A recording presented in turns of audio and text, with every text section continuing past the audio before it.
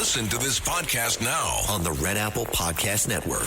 Why is the middle class shrinking? Why are people facing an affordability crisis while marginalized individuals called informals grow in numbers? Join me as I travel the world, speaking with people living in invisibility, the leaders working to solve it, and uncovering the hard truths shaping our economy and daily reality. Download all of Red Apple Media's podcasts right now through your favorite podcast platform. Listen, all you New Yorkers. Excuse me, taxi. Okay, man, we're looking around. This is the 77 WABC minicast. With us today is Edward Price, a diplomat, worked for the United Kingdom for the government, and the head of economic policy during the Brexit years. Well, Edward Price, give us an update. Where the heck are we right now? What's going on with the price of the dollar? What's going on with tariffs? You give the American people an update. Well, thanks for having me, John. I'm not sure if anybody's qualified to give a true update, and that's another way of saying that the international macroeconomy, the picture they're in, is pretty confusing. I mean, on the one hand, in the last 10 years or so, we've achieved peak globalization. We had massive economies of scale. We had comparative advantage.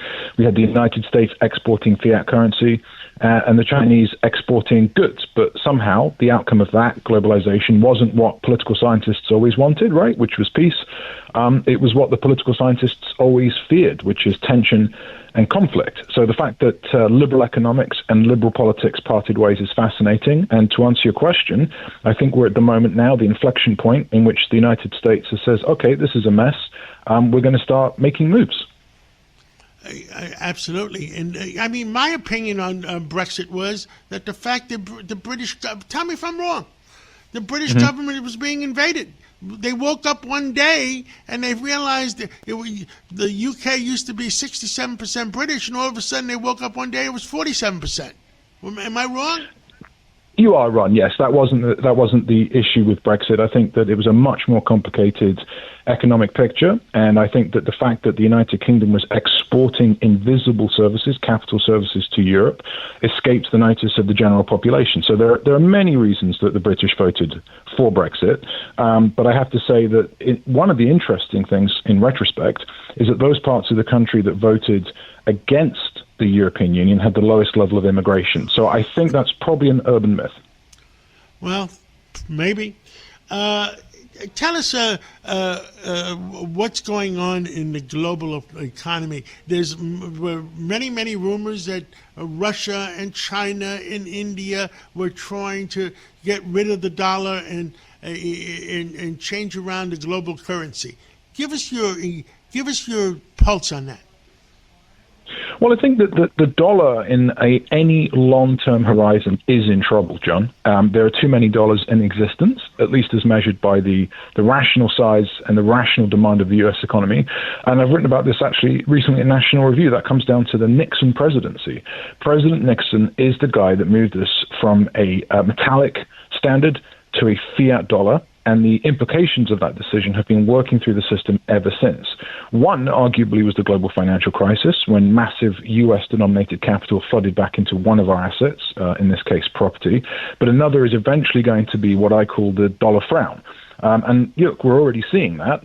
U.S. Treasury yields really rose recently, and that defies what you usually think about, which is a safe haven playbook, which is the dollar smile. And instead, there's a growing thesis, which is that there are too many dollars in the world, as I say.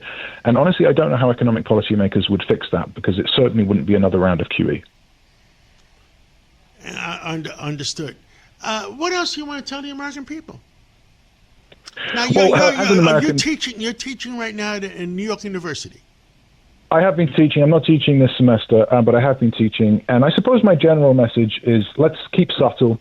Let's be kinder to each other at home. One of the things that worries me is that we've got these two great political economists the wrong way around. Hobbes and Rousseau. Hobbes is about power. Rousseau is about cooperation. We seem in the last 25 years to have applied Rousseau abroad and Hobbes at home. Let's flip that around. Let's have Rousseau at home. Let's be kinder to each other. Let's take the temperature down here, and a bit more Hobbes abroad, which is basically finding and defeating our enemies. Understood. And, Ed Price, thank you so much for coming on today, and let's keep talking and keep the American people informed. And I believe kept informed is more important than anything else. Oh, amen to that, John. Thanks for having me on. Thank you. At Manhattan University, a graduate degree is not out of reach. You'll gain real-world skills, credentials employers value, and connections to New York City's top companies. Choose from their new Master of Science degrees in Healthcare Informatics, Digital Marketing and Analytics, Business Analytics, or Financial Analytics, all built around hands-on learning and industry partnerships. Graduate ready to lead, not just work. Take the next step at manhattan.edu/graduate. Manhattan University. Lead the future.